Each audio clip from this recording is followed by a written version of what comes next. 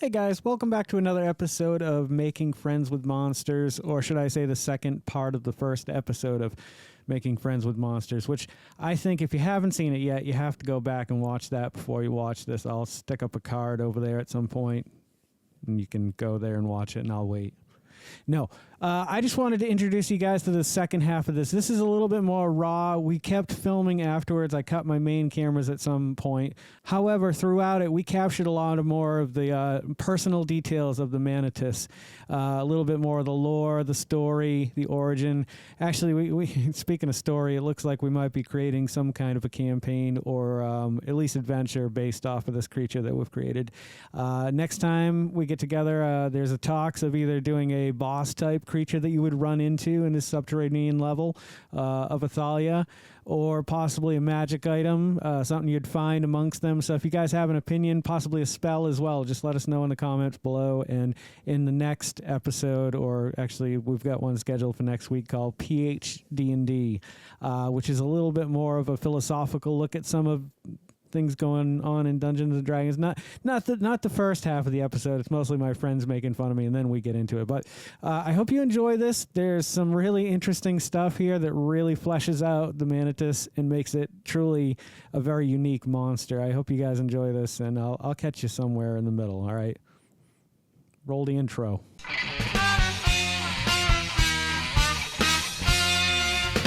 Will it go after magic users or not? I think yes, but secondary to if it's a weapon or something. They'll be really drawn to a weapon. The only class that I would say that it would be more drawn to than anything would be the sorcerer, because their magic is innate. It's something that comes from within, so they are in and of themselves kind of magic.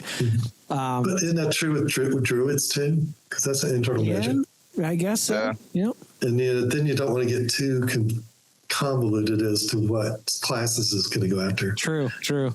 Yeah, I think just in general, a wizard is going to have his spell books, even though they're not necessarily magical. Like, I feel like they would be drawn to a more caster class just because they're going to have that aura of magic about them. Like that's what they've studied their whole lives.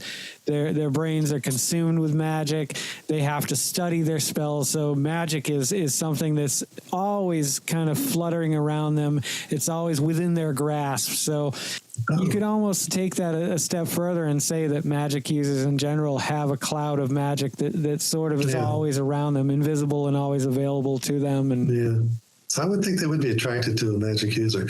And, maybe the non-magic users always have an advantage on attacks. Because really, most games I've played, it's rare we have somebody that doesn't have some kind of magic ability. Yeah. Or at least a magic item. So. We also talked about removing curse. Do we want to talk about that? Is that something that they're capable of doing? Well, I would think so. I would think as an action, it would remove curse before it tries to eat it. Yeah, let's call that an action. It'd be kind of funny if somebody had an item that was cursed and they didn't know it. Yeah. And all of a sudden this thing spends an action to cast something and you don't know what it just did. But it took its action to do that. After the encounter, if you kill it, your item's no longer cursed. Yeah. I think that'd be kind of cool. And if it could be used as a kind of bartering or like a trade thing. I was also thinking of another legendary action. Okay. What if, when it spreads its wings and puts its arms up, as long as it's concentrating on that and, standing there each round, flapping its wings, it sends out a little swarm of miniature mantis of 6, 1 foot tall mantis. They're not going to have that great armor class or hit points and all that stuff, but it's like a typical swarming kind of spell. So it's almost like, okay, so they're concentrating on this legendary action, and their second legendary action is almost spell-like in nature, where it sends out a swarm of smaller versions. I guess these things ought to have an instinct to want to kill the creature that has the magic item. if they're true neutral, are they like they're intelligent enough that like they might be willing to be like, hey, give me that sword or I'm going to cut your head off. You know what I mean? Like to them, it's almost like it's hunting, and it knows it has to kill the creature to get its food. And if you don't have a magic item, it's not even going to give you a second thought. Right. I mean, if you attack it, it may attack you back. Right. But then it may not keep its concentration on you because it's more interested in feeding. Right. I mean, it depends on its starvation level, or if he's hungry or desperate. How about, say you have inherent magic abilities? Would it want to consume you? I feel like that's like a pinnacle item that they would go for. You know what I mean? Mm-hmm. Maybe instead of like the legendary action, instead of it swarming against or as an attack, maybe it swarms around the mantis as a protection. Maybe if it gets to a certain level of damage, it protects it creates a little swarm to protect itself. Maybe that increases their AC or something. Or if you get close to it, like Myra has that. What is it? Where if it hits you, if she hits somebody, it also does additional damage because of that. What is it? Spirit Shroud? Yeah, Spirit Shroud. Yeah. It's kind of like a Spirit Shroud, but they're little tiny swarm of mantis. I was thinking like a swarm of wisps. Okay. Maybe that could be their natural food source. Oh, yeah. Because they got to have some other form of food source or they die out waiting for adventurers to come along with magic items. So like a natural magical creature, like a wisp or something.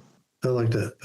Maybe the wisps are drawn to their crystal resonations, and that's how they hunt. Almost like a symbiotic relationship where they come to feed off of the crystals, then they feed off of the wisps. And it's amazing that we started with nothing and we have brought this creature to life over the course of, the last hour and 17 minutes. It blows my mind that well, let's write a book. I think that is the main goal here, is what we talked about months ago, is like we start here. We come up with a creature, we come up with another creature, and then we put together a monster manual of our own that we can release of our creatures that we've created. And we didn't get to the time to do it tonight, but I would love to the next night maybe come up with a spell or a magic item. And as time goes on, I think we'll build up a repertoire, just a huge library of items, of spells, of monsters, of all kind of things. And when we're all said and done, I feel like we could have a book of all this that you can release and people might enjoy. I mean, this is the most original creature I've heard of in the longest time. Something that just goes after your items. You're so used to going out there and the goblins come at you. They just want to kill you. Why? Who knows? But this creature has a reason, and it's not you. It doesn't want to harm you. It wants what you have. It just wants your magic items. Speaking of magic items, now you have these creatures' carapaces that you could possibly, say they molt. You can use their shells as armor. You can craft. Yeah, that could be the next week we get together. We could say, you've defeated one of these creatures. Its body is just the hardest substance you've ever found. Just trying to find notches, little nicks in its armor was impossible. You just strip this thing of all the stone and crystal off of it. You can, make pauldrons and bracers and all this, and just armor yourself with it.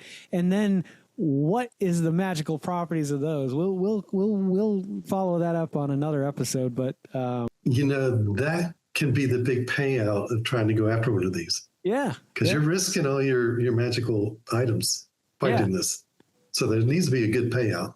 Well, I'm looking at it, these little crystals too. These might be have a permanent detect magic kind of imbuement on them. So if you had a little crystal, a little piece of it embedded on a staff. Yeah, not only that, you could break one off and make an arrow out of arrowhead. Yeah, or a necklace. It's just endless. The things you could take away from this creature. You might not find a single gold or platinum piece on this thing, but if you take the right parts of the body of this creature, you could, even if you were just looking for money, you could probably take these things to a shop and sell them for ridiculous amounts of money because of their magical properties. Yeah, exactly. I mean, there's a campaign, not a campaign, but like there's an adventure right there. Like the caverns of the Manatis, and where, you know, this king has sent you out to be like, we need X amount of crystal to defend against this army that's coming against us. Bring us the bodies of these creatures. You know, maybe you communicate with these creatures telepathically, and you realize they're not bad, and you're like, is the king the bad guy? You know, there's so many endless. Yeah, you could possibly have a peaceful, like a resolution, like a partnership with these creatures. Instead of killing them, you say, hey, listen, the king has sent us to get these crystals, but would you be willing to come back and help us defend the kingdom against this army that's coming against us? And we will give you, you know, magic items. And instead of having to kill them, it could. Something more valuable than what the king would have given you. Yes, yeah. These creatures lived under the earth for thousands of years, and then some miners stumbled upon them. Yeah, we could make an adventure book of this. You know, just stop the video. We're gonna just make our own adventure book. That's the nice thing is now that we've documented this and we'll be putting it out on the internet. Like I feel like that's enough of a copyright. Like basically, you know, we've time stamped it. We came up with this creature. We named it. We gave it everything that it is. We could leave Athalia behind and create our own new world and fill it with these monsters and fill it with these items and fill it with our own rules. And no, maybe not the rules. Or, I mean, it could be just another extension of Athalia. You know, traveling deep below Athalia.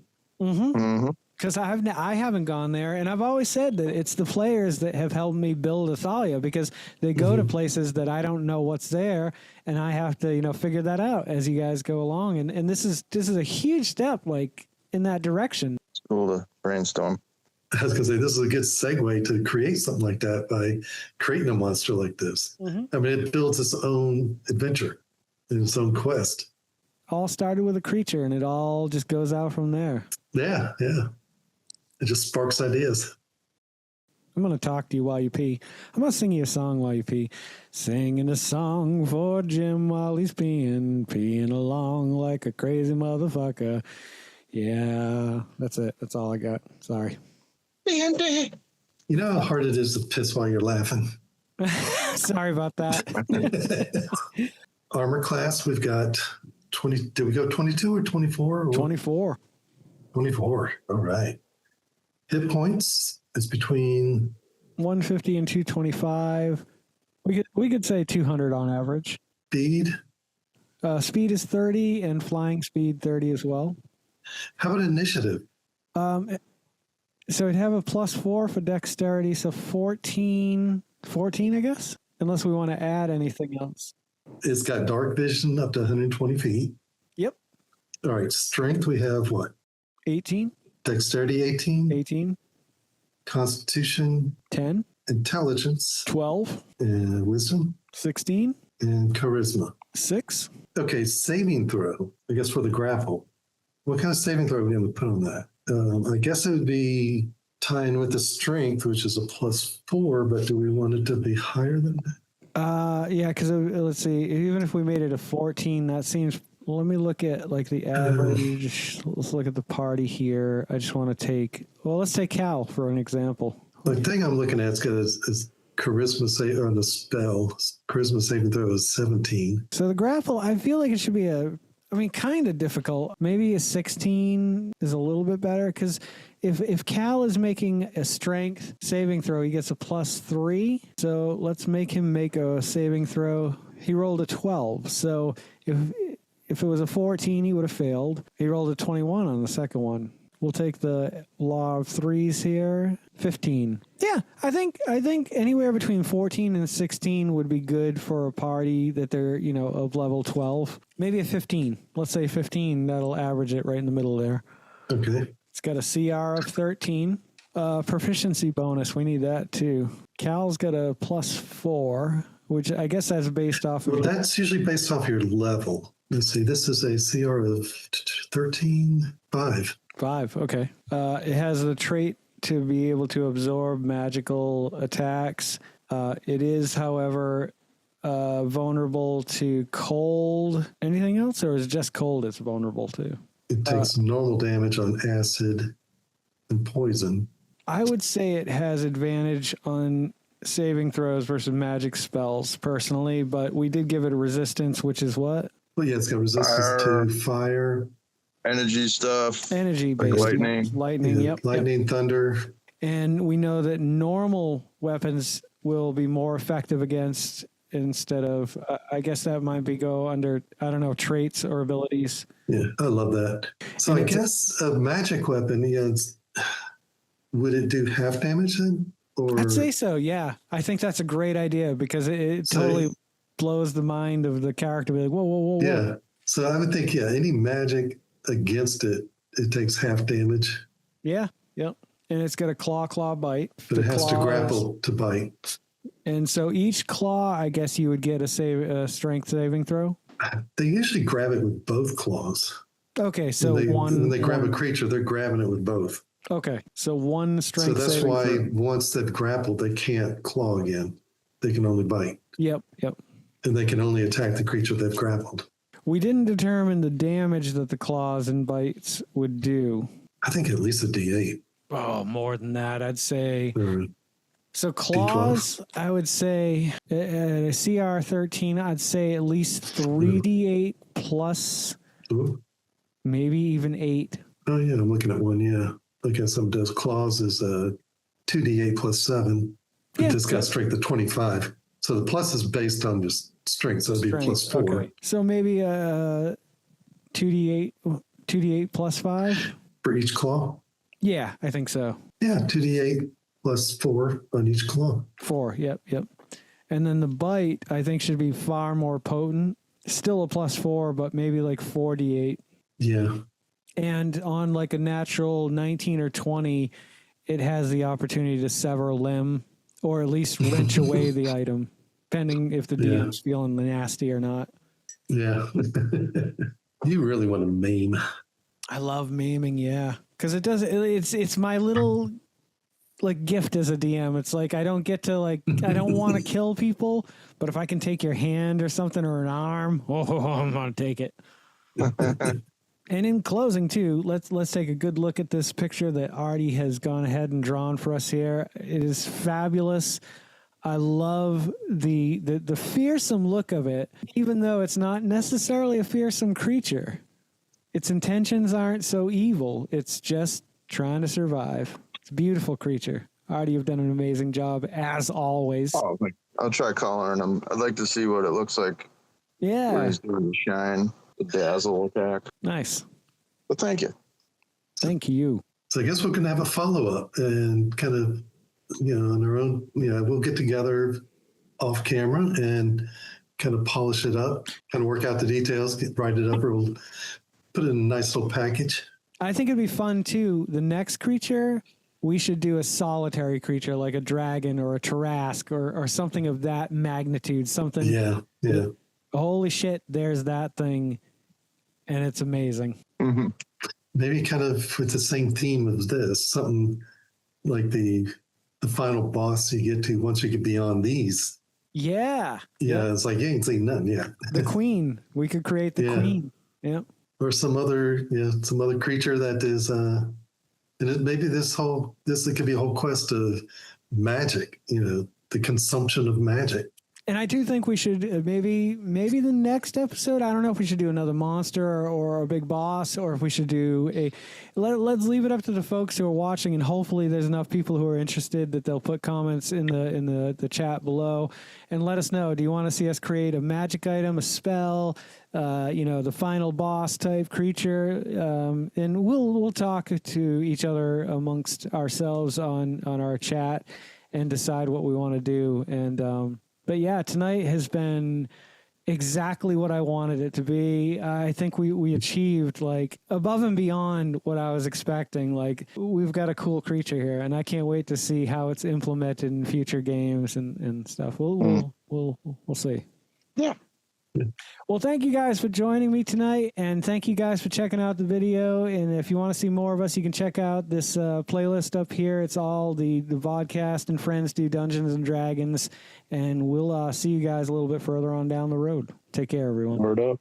So if I could take you back to the beginning one more time, I just want to say that the first 1 minute and 17 seconds of that almost made it into the first episode, mainly because I think it's so important and integral to the Manatis itself and how it functions. So I wanted to make a real reference to that. We will be releasing this on D&D Beyond and probably some other form of PDF that you can download or whatever file format you're looking for these days. I'm 50 years old. I just like making monsters. So anywho, I thought this was the end of the video until we started talking a little bit more and things got a little bit deeper and more interesting. So I think it's interesting to watch the creative process work its way out from nothing until what it is when this episode finally finishes. And I don't think we're done with the Manatis. I really don't. So check out the next few minutes and I'll catch you at the end. I would like to go a little bit more into their society too, even if it's behind the scenes type thing where we kind of like delve a little bit deeper into who they are as a species, and what they do, from nothing too deep, but just enough to like be like, okay, their homes are in these, catacombs that they've dug out these holes, and their structured life looks like this on a day-to-day basis when they're not hunting down magic items and nothing too deep. And also I like the way you came up with they feed on wisps. We could have pools of wisps that they actually feed on. Because it's not like they're going to have access to +4, Holy Avengers all the time. Like they have to still consume or they'll die. So it's just magic items are like the filet mignon of wisps. Yeah. And I like don't forget that word addiction too, like where it's almost like, yes, they need it to live, but it's also, maybe it's not for all of them. Maybe some of them branch off, you know what I mean? Like some of the standard race is able to survive for quite a long time off of, these wisps, but some of them crave it so much that they travel out further. And that's why you see them outside of their natural habitat. You might run into them a little bit closer to the surface, and they're the ones that aren't quite as nice as the ones that, are willing to barter and trade. Yeah. Maybe the average ones aren't quite as big. Maybe they're like 4 foot. Yeah. More dwarf size. Yeah, it's just the bigger ones. It's like they've consumed so much magic, they need more. Yeah, they grow. Oh yeah, that's a cool idea. Where you could have is it genealogies where you have like adolescent ones and elderly ones. Mm-hmm. Yeah, maybe these are more aggressive because they do have that. They need that fix. It almost is like a drug. Yeah. If they get a taste of an adventure, or they get a taste of those items, they're like, ooh, there's nice, much more. Juicy, fat wizard. Yeah, it's not just a wisp. Yeah. Imagine incorporating that into just a game theme too, like a drug or something that gets introduced to your world where like people start becoming addicted to it. Like I've never tackled anything like that in my game. Where like that'd be a great short campaign, like a one shot. I think we could come up with a good campaign here. Yeah. It's a nice twist on the zombie thing. Yeah. All these people are addled with this addiction. Yeah, I think we're on to something here. It's thinking outside of the box like this that I don't think other players have ever experienced before, like addiction or these creatures and feeding off of magic and not attacking people for them, but for their items. And the possibilities are just endless. It could go on and on. So these guys are super susceptible to magic and magic items. Like say their blood or something is like supremely addictive to us.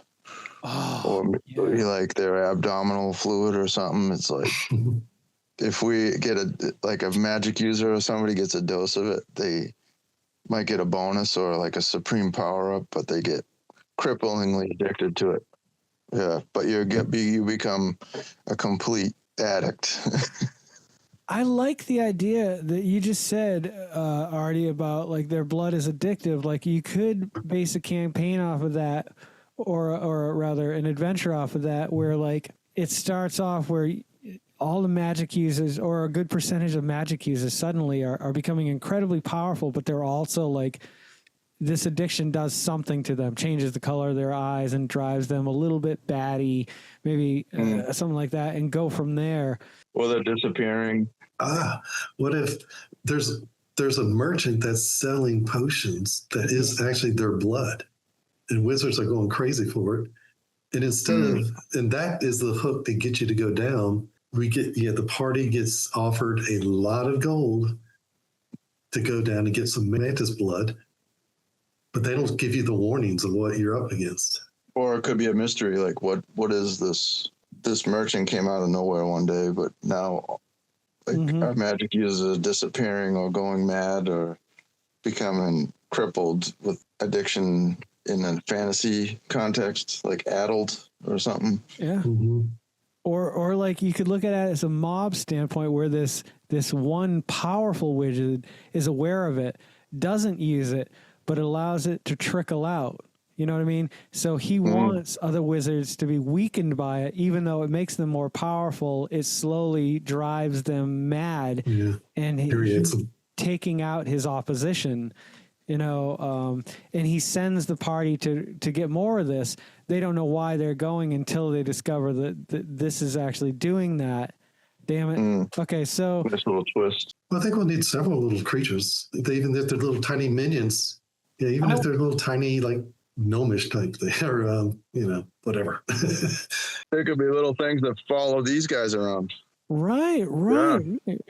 They're blind or something. And they live to serve the Manatis or something like that, yeah. Dude, they're total junkies for the fucking their shit or something, Little stoners. They like eat their waste, and they're just total addict, like blind junkies that completely serve. That's how the party discovers the addictive nature of the blood of these creatures, is these weird little gnomes or cobbles or whatever they are.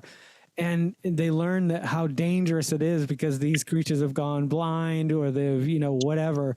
Yeah. And then they have to make that decision. It actually deteriorates. Yeah. I could see a scenario where they're fighting for the creatures, but then when one of them dies, they instantly drop their weapons and go to like start devouring the flesh and stuff. And they overdose on it, and it kills them like right there. Like if you take too much or do too much. It could almost even create a new form of zombie after they die. Like this blood keeps them alive.